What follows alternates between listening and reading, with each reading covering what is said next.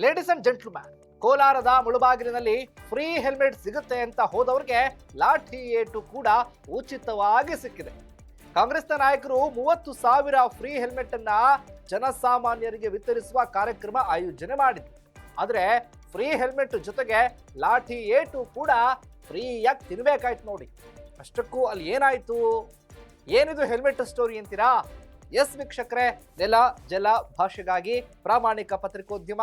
ನೀವು ನೋಡ್ತಾ ಇದ್ದೀರಿ ಫೋಕಸ್ ಟಿವಿ. ನಾನು ಶಿವು ರಾನರಾಪುರ.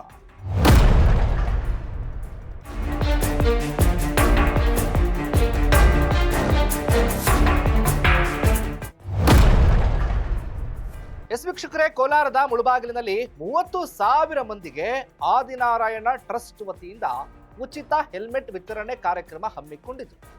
ಈ ಕಾರ್ಯಕ್ರಮವನ್ನ ಕಾಂಗ್ರೆಸ್ನ ನಾಯಕ ಆದಿನಾರಾಯಣ ಆಯೋಜನೆ ಮಾಡಿದ್ದು, ಶಾಸಕ ಕೊತ್ತೂರು ಮಂಜುನಾಥ್ ಚಾಲನೆ ನೀಡಿತು.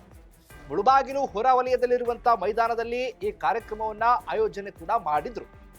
ಫ್ರೀಯಾಗಿ ಸಿಗುವ ಹೆಲ್ಮೆಟ್ ಅನ್ನ ಪಡೆಯೋದಕ್ಕೆ ತಂಡೋಪತಂಡವಾಗಿ ಸಾವಿರಾರು ಸಂಖ್ಯೆಯಲ್ಲಿ ಬೈಕ್ ಸವಾರರು ಮೈದಾನದಲ್ಲಿ ಸೇರ್ಕೊಂಡ್ಬಿಟ್ರು.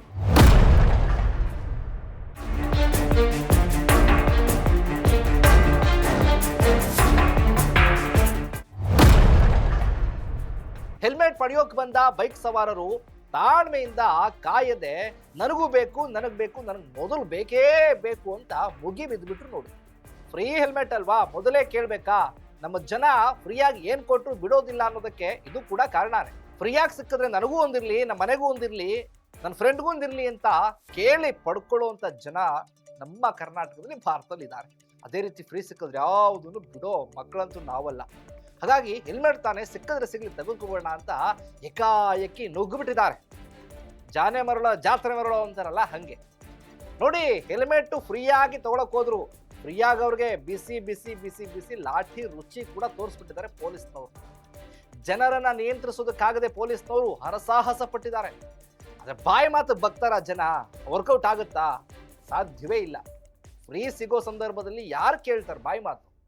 ಕೇಳಲಿಲ್ಲ, ಪೊಲೀಸ್ನವ್ರು ಶುರು ಹಚ್ಕೊಂಡ್ರು, ಲಾಠಿ ಚಾರ್ಜ್ ಮಾಡಲೇಬೇಕಾಗೋಯ್ತು. ಬಾಬಾ ಅವ್ರು ಪಾಡ್ಬೇಕಾಗಿಲ್ಲ ರೀ. ಹೆಲ್ಮೆಟಾ ಆಯ್ತಾ ಲಾಠಿ ಏಟಾ? ಯಾರಿಗೆ ಬೇಕು ಈ ಹೆಲ್ಮೆಟ್?